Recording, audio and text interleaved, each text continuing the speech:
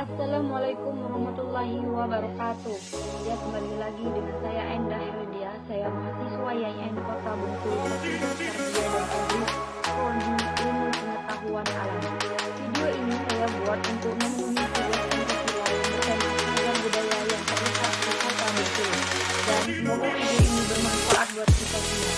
Oke, sebelum kita menyaksikan sejarah rumah Bung Karno, jangan lupa like dan subscribe di bawah.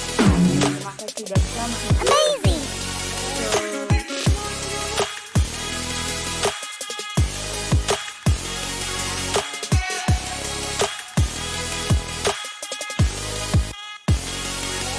Oke, seperti yang kalian lihat, saya sekarang berada di tepat di depan rumah Bung Karno. Siapa yang tidak tahu dengan seorang presiden pertama Republik Indonesia? Yuk kita intip isi rumah pengasingan Bung Karno dan kediaman Ibu Fatmawati di Kota Bengkulu. Bengkulu atau Bengkolen dalam bahasa Inggris menyimpan banyak kisah di masa lalu. Tempat ini pernah berada di bawah pengaruh Kerajaan Indrapura dan Sultanan Banten. Kemudian Bengkulu dikuasai Inggris, beralih dikuasai dengan Belanda. Menjadi tempat pembuangan tokoh-tokoh penting Indonesia hingga pada tanggal 8 November 1968 menjadi provinsi yang ke-26 dan menjadi pusat penambangan emas di pertengahan abad ke-19 hingga ke-20. Jadi tak heran jika Bengkulu banyak menyimpan tempat-tempat bersejarah dari lahirnya bangsa Indonesia.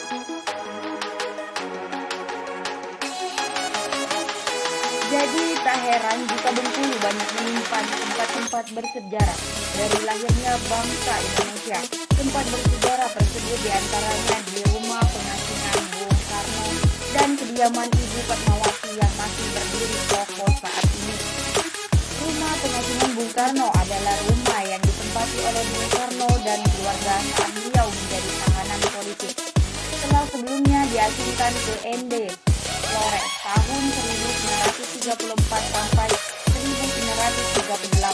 Bung Karno dipindahkan ke Bengkulu tahun 1938 sampai 1942.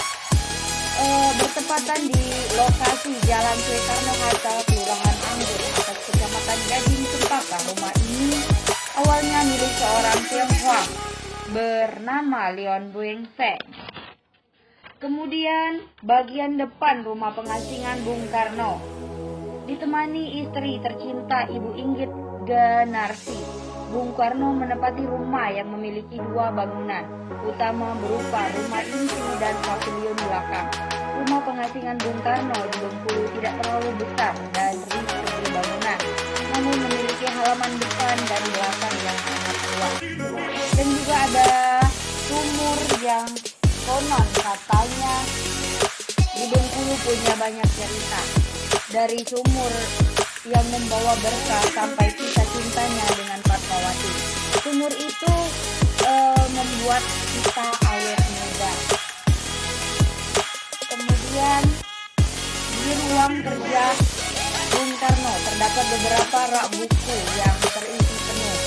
Berjumlah 303 judul buku dengan bahasa Belanda yang terdapat di ruang kerja Bung Karno. Di bagian depan 120 pakaian pentas sandiwara Monte Carlo dan serta koleksi foto sebanyak 22 buah dan tempat tidurnya juga.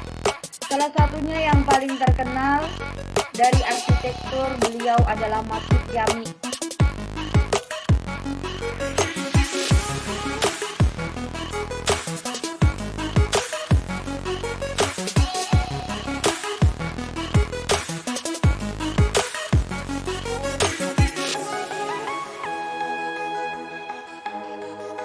Dan kemudian terdapat pula lemari pakaian beserta beberapa helai pakaian yang menggantung rapi dan ditutup dengan plastik bening. Pakaian tersebut tak hanya milik Bung Karno, tapi juga sang istri Inggit Ganarsi. Selain itu terdapat meja hias yang merupakan sumbangan dari Ali Kanafia yang dirancang oleh Bung Karno. Meja hias tersebut diproduksi oleh perusahaan Mebel Sukamerindu dan didanai oleh Weng. Di seberang kamar utama terdapat kamar tidur Ratna, Juwani, dan Sukarti atau Kartika. Mereka merupakan anak angkat dari Bung Karno dan Ibu Inggit Ganarti.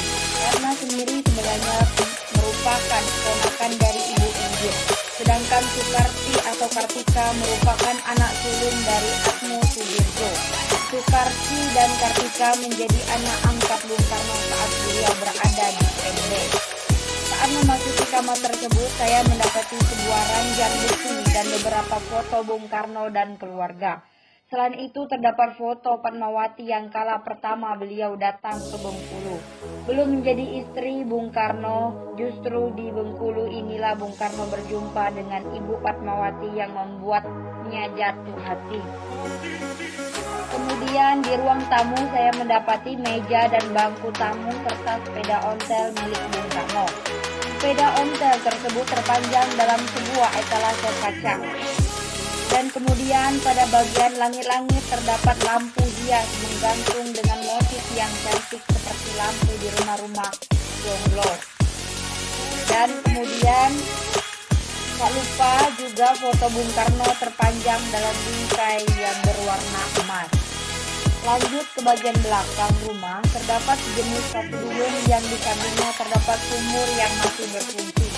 Bagian belakang ini terdiri dari beberapa ruangan pendukung rumah utama, di antaranya kamar pembantu, dapur, dan gudang. Tipikal rumah tempo dulu yang bagian-bagian rumahnya terpisah bangunan dan dihubungkan dengan jalan atau lorong yang kanan kirinya taman. Nah, itu dia isi dari rumah pengasingan Bung Karno di kota Bengkulu. Mari kita lanjut mengintip di rumah kediaman Ibu Padmawati. Oke, let's go.